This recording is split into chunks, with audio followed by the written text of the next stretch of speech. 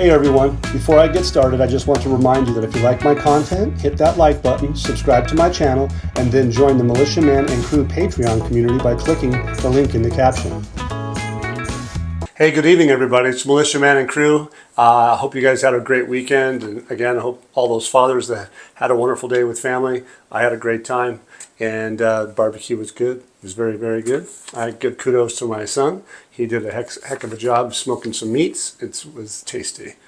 Nothing better than having family, you know. It's really good to have that, and especially when you can just have good conversation and enjoy a wonderful weekend. It really does mean a lot to a lot of people, and especially myself. So, hey, but anyway, we have some dinar news, and it's this article today is Baghdad begins steps to reform the tax and customs system.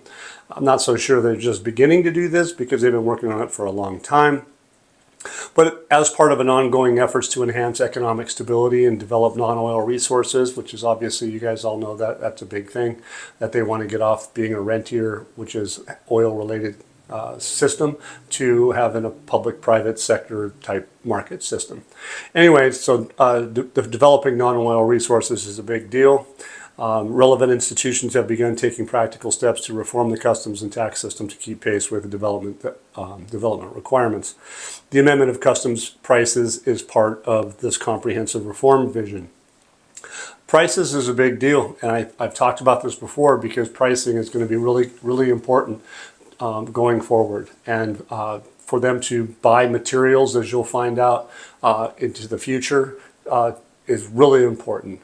It is important to have a stable exchange rate, and they need investors and businesses, etc., will need to know where they stand when buying materials, and when, for instance, Iraq has a massive amount of natural resources, they'll be able to use those natural resources, but to ramp up production, so because of the influx of building is going to be very, very important, and having a stable mechanism to do that is really a key thing. So it says that this gentleman, Hithal, he talks about given the high reliance on oil to finance the gross domestic product exceeding 65% and to cover the general budget of up to 95% or 92%, it says the efforts to develop non-oil resources and revenues become an urgent strategic necessity that contributes to achieving economic stability.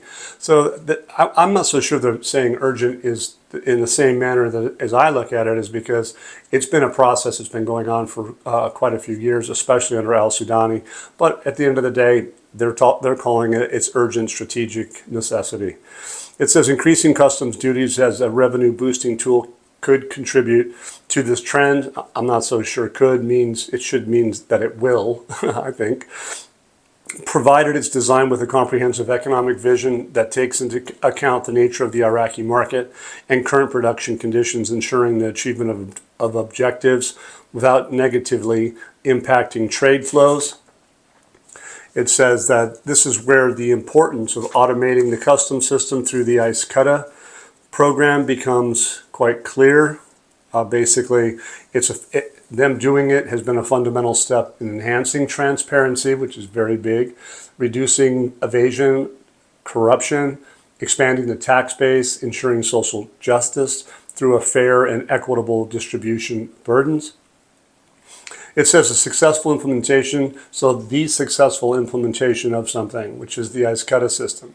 That to me is, in a sense, past tense. Okay. It says this will contribute to increasing custom revenues by more than 50% without the need for price increases. It reflects the significant potential to enhance efficiency of the state's financial management. This achievement also represents a promising starting point for implementing a broader package of economic and customs reforms aimed at building a financial system that supports local production and diversifies the sources of income away from the excessive reliance on indirect taxes. And there's more to it. You guys can come into patreon.com and read that. We have a Discord chat room that's free with our low-priced $11.99 a month. And we have a massive amount of data to be able to glean through to effectively know what you own. He goes on and concludes that maximizing non-oil revenue should be based on improving collection efficiency, reducing tax evasion, and expanding the tax base through the automation and effective governance, in addition to stimulating productive sectors to achieve balanced development that ensures economic justice and enhances long-term financial stability. So they're just boosting up that the achievements that they have done because of the ASYCUDA system. It's working, and they're moving forward. And there's, like I said, there's more to it, but basically at the end of the day, tax reform is extremely important, and it should not impose a heavy burden on taxpayers. So they're trying to make a balance. It says what they're doing is they aim to enhance citizens' confidence in the tax institutions and encourage voluntary compliance. So by in so doing, they're going to be showing the citizens the benefits of being transparent and the importance of taxation. The importance of tax reform, which should be a focus on imposing taxes in a balanced manner on both foreign and domestic goods. So they want that balance.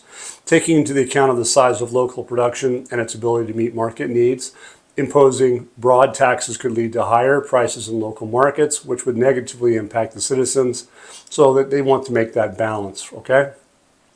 The Prime Minister Financial Advisor, Dr. Mohammed Saleh, he goes on and talks a whole lot about this, but one of the key points is his emphasis is raising customs tariffs, if done rationally and transparently and with good governance, does not conflict with free market principles. Because they're going to a market economy. So he's giving assurances here. Rather, it is consistent with smart policies that regulate trade and support economic and development. It talks about without imposing arbitrary restrictions on the movement of goods entering into the Iraqi markets. So what they've done is exactly what they've been planning on doing, and that is to bring in a new system. This new ASYCUDA system is in place now.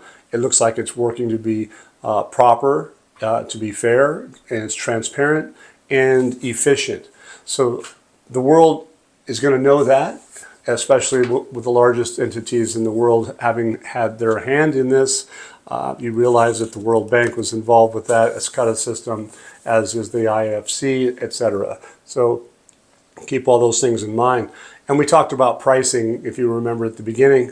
I mentioned it because it is a key component. So if you're going to go out and build, like in this article, 5 million housing units expected by 2030, any of you engineers out there and even other professionals, you realize contractors, all that stuff, they know about pricing. It's really, really important, especially when you're going to build 5 million housing units over a period of 5 or 6 years. And if you're going to build industrial cities, commercial cities, all the infrastructure that goes with that. They only mentioned 5 million units, only 5 million units. It's pretty big, it's pretty good. Okay, so they're talking about the House of Representatives Investment and Development Committee, what they expect between now and 2030, which I've already said. It says the committee has noted a strong appetite. So there's some things going on because they have a strong appetite for what? Reputable foreign companies to enter in the Iraqi market and succeed in many tasks, most notably entering the housing sector. He points out that the understanding between Parliament and the government has resulted in the referral of housing projects amounting to 1.5 million units, expecting the number of these units will reach 5 million by 2030. He points out that topics related to industrial investments and attempts to regulate imported materials during the next phase will be addressed. So there you are, imported materials. So they're talking about industrial investments. He goes on and emphasizes that the coming period will witness the entry of larger and more reputable companies into Iraq, and as the country currently offers an attractive and safe investment environment. Even considering all the regional aspects, they still feel that Iraq is a safe environment. That's a big deal. I like it. They're talking about the committee, and what are they awaiting? They're awaiting amendments to some provisions of the investment law. They've had their submission to the Prime Minister's office to the House of Representatives for a vote during the next phase. And we all like to know exactly what that means. To be fair, I think it can happen at any time. However, when you have millions of housing units and they're talking about production of materials, they have known about this in advance. This isn't just coming down today. Okay. All right. So anyway, my view is that things are getting sorted regarding materials for building millions of housing units has my attention. It 100% does. Having a stable pricing for the materials coming in to build that many units needs to be solid. They need to know that in advance. They will not, the investors will not want massive price swings in materials. Having large price shocks are not a good thing in big business. You want to have a stable mechanism when you're doing that. You really should. It's big. Okay, so a strong, stable exchange rate will likely tamp those fears down for those investors. And I think that they probably already have a good idea of what to expect, or they wouldn't be doing it. Okay, here's another article. It's called Including the Establishment of Integrated Factories. The industry announces a plan to increase cement production capacity. It says Monday, today, there's a plan to establish new cement plants with a production capacity of 52 million tons a year. It says the current production of cement factories in Iraq, whether affiliated with the Ministry of Industry and Minerals or even the private sector, has reached 32 million tons annually. That's an awful lot of concrete. He says that the ministry has prepared a plan to increase cement production capacity due to increased demand. So obviously there's an interest in building. And you see what I'm saying? Here they talk about the urban boom currently taking place in the country and to meet current and future needs. So they're going to need to take it seriously and ramp up production. And they wouldn't ramp up production without having contracts involved and having a reason to. It says this plan includes opportunities to establish an integrated cement plants with a production capacity of 52 million tons annually in accordance with the plan drawn up by the ministry. So look, they're talking about an urban boom, and I think that boom is going to be heard around the world if it hasn't already. Okay. When they're talking about building 5 million units of housing, I think it should have everyone's attention. 5 million units over 5 years doesn't include the commercial and the industrial production. So for them to ramp up production in the cement industry is a good indicator that Iraq is still pressing on, moving forward, and not stopping. Here's an article. It says Washington, Iraq is one of the best democracies in the region. So the United States is telling Iraq it's one of the best democracies in the region. That's a pretty big kudo. The Charge d'Affaires of the U.S. Embassy in Baghdad, Stephen Fagan, affirmed on Monday that Iraq is one of the best democracies in the region. There's plenty more in this, but I'll let you just hear the bullet point that I like, or a couple of them. Iraq is one of the best democracies in the region, and we are keen to establish the best relations with it. We have serious and ongoing security cooperation with the security forces of Iraq, as well as ongoing economic and investment cooperation. The U.S. government understands the nature of the relationship and the common factors between Iraq and Iran, which are natural ties. They understand that, and is determined to resolve this nuclear issue through negotiations. And that's what the United States is calling for. So ultimately, they're getting a good, rapport with the United States, even under the present circumstances. And basically, what are they trying to do? They're trying to get Iraq jump-started into the global financial system, as far as I can say.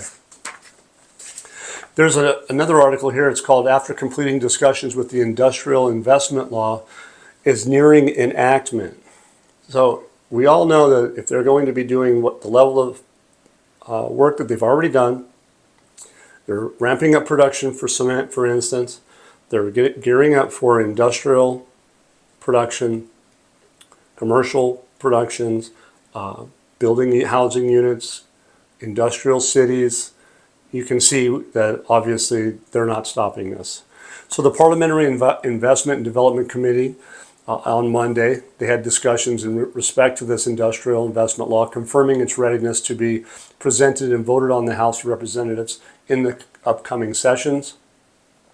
This gentleman by the name of Ali Reda, He talks about the industrial investment law as one of the pivotal pieces of legislation aimed at stimulating investment in the industrial sector and improving the national industry, which represents a fundamental pillar of the Iraqi economy. It says the law includes a set of important incentives for investors, most notably taxation, customs, tax exemptions, ensuring the protection of investor funds, in addition to allowing land ownership within new industrial zones, which contributes to creating and encouraging an attractive investment environment. It goes on and says that the committee has completed all technical and legislative discussions related to the draft law. They've already completed the technical and legislative discussions, making it ready for a final vote by Parliament. They're considering it a qualitative step towards strengthening the national industry and creating a broad investment opportunities that contribute to sustainable economic development. In my view, these preparations that they have in place will allow the enactment to take place in a short order. That's as I see it. They're talking about a final vote. They've already done the technical and they've already done the legislative discussions. And I won't get back into what that entails in the sense of ramping up production for cement, for instance. All of those things would have to have assurances that this is probably going to take place, or they wouldn't be doing that. Okay, so here's a snippet that I found. It's called "A Stable Pricing Mechanism is Crucial for 5 million Housing Units as it ensures predictability and affordability in the housing market." So these are key points, right? Key benefits of a stable pricing mechanism. What does that mean? Well, it includes cost predictability. Developers can estimate costs accurately with aids in budgeting and financing. Investors' confidence. Well, that talks about stability attracts investors by reducing risks associated with price volatility. Affordability. Consistent pricing helps maintain housing affordabilities for buyers and renters. So they're taking into consideration of not just buyers of homes for potential renting, but renters too, okay? It says supply chain stability. Predictable prices support stable chains for materials and labor, reducing delays and cost overruns. Long-term planning for governments. Well, governments and developers can plan infrastructure and services more effectively with stable pricing. I think you guys get the point. I'll let it be, but in summary, stable pricing mechanism is essential for successful and sustainable development of large-scale housing, commercial and or industrial initiatives. So those are things to think about, and obviously we are seeing those things take place right before our eyes, even under the present circumstances. And so they're moving forward. That's what we believe. So what's happening tomorrow? Tomorrow, the federal court will settle the controversy over the Kurdistan salaries. If you guys remember, we had some articles, we did a video or two on this particular matter.